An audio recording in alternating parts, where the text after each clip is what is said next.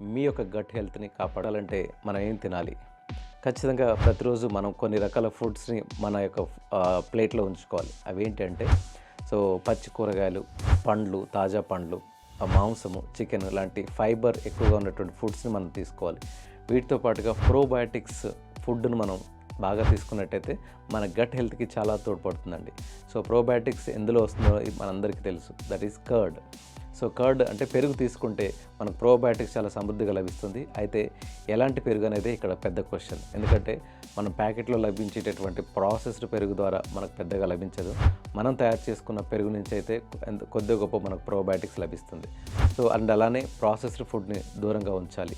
And ఏవైనా allergic food కనుక మీకు ఎలర్జీ ఉంది అని తెలిసినప్పుడు అలాంటి ఫుడ్ని దూరం పెట్టినట్టయితే మీ యొక్క గట్ హెల్త్ని కాపాడుకోవచ్చు. గట్ హెల్త్ క్లారిటీగా బాగా ఉంటేనే మనకు ఎలాంటి ఇబ్బందులు లేకుండా మన ఆరోగ్యాన్ని లీడ్ చేయొచ్చు.